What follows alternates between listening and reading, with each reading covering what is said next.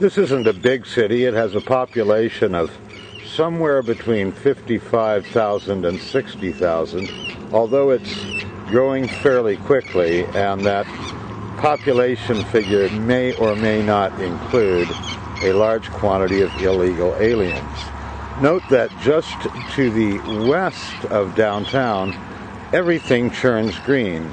This is historic West Bradenton, possibly not greatly historic, but certainly green and beautiful.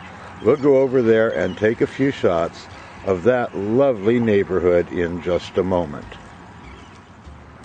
This is the foot of Bradenton's Old Main Street.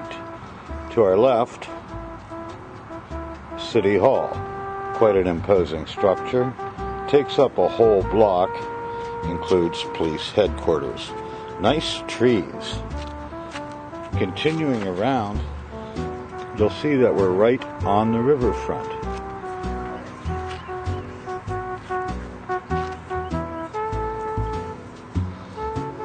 This little esplanade leads to the Twin Dolphins, a rather nice restaurant where my wife and I do eat fairly frequently.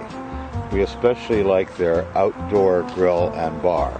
Live music on the weekends. Here's another downtown Bradenton fixture, the Manatee Players Riverfront Theater. A new theater will soon be built.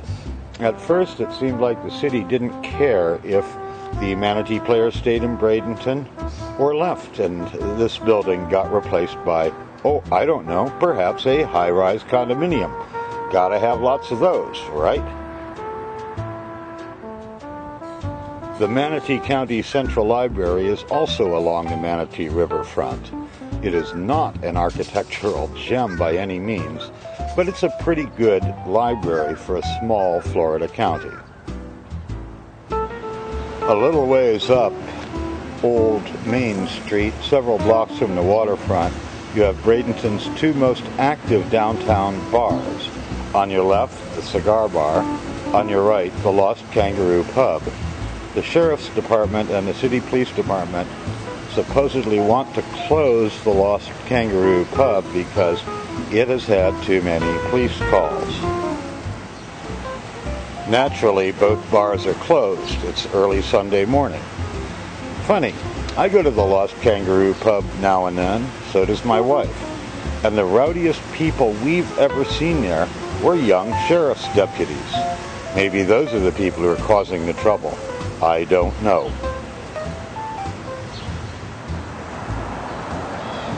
This is about all the activity in downtown Bradenton this morning. Several older gentlemen hanging out, reading the newspaper, smoking a cigarette, talking with each other. The Manatee County Administration Building looms over Old Main Street, another depressingly bland building. Maybe they should paint that cement in interesting colors or something. That would spice it up.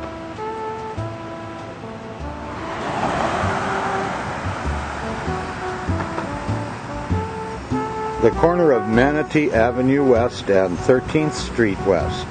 Three big churches, all in a row. Bradenton has no shortage of churches. If you're a pious person, you'll be happy here. Manatee Avenue, in the middle of downtown Bradenton, is a one-way street going toward the beach. In the mind of the Florida Department of Transportation, Bradenton is just sort of a detour or a problem on the way to the beach. Not someplace you'd actually want to go, or you'd think this would be a two-way regular street with parking. At Bradenton city limits, you see signs that say, "Welcome to Bradenton, the friendly city."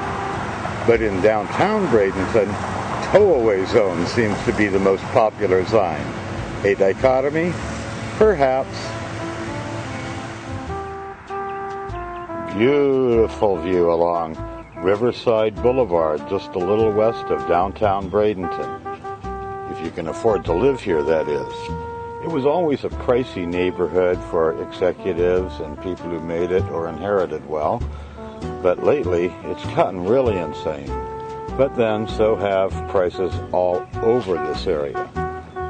On the other hand, wouldn't you love to have this view outside your front door and perhaps a dock with your boat on it?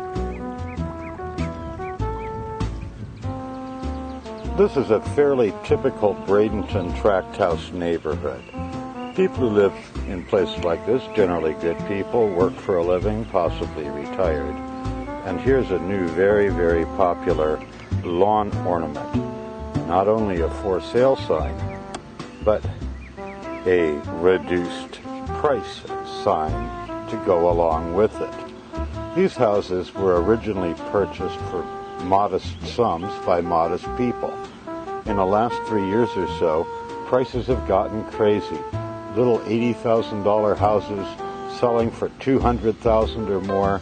The idea being that if you didn't buy now, it would go up, up, up even more, and you'd never be able to afford. The last 6 months have proven that there is a point beyond which people will not pay for a house in a modest town like Bradenton.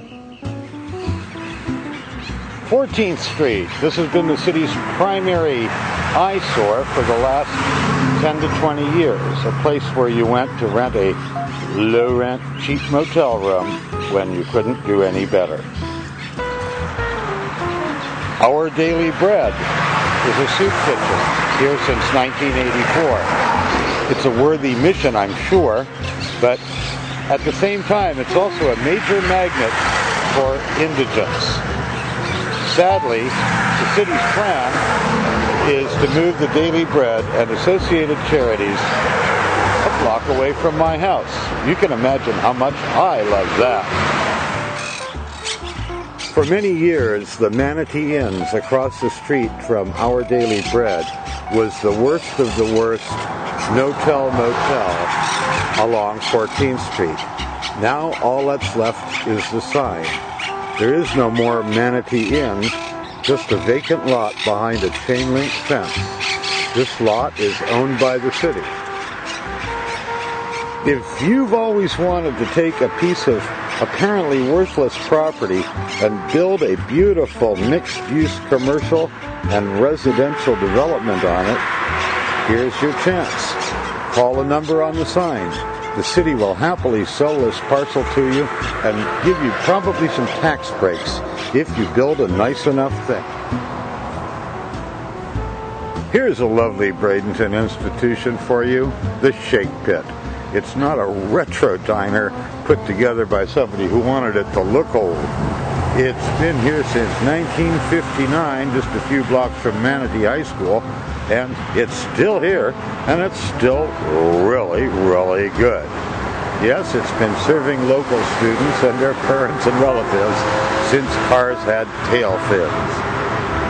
Let's go inside and eat something. Look at that. A beautiful Shake Pit burger with onion rings. I'm going to stop taping now and eat, wouldn't you?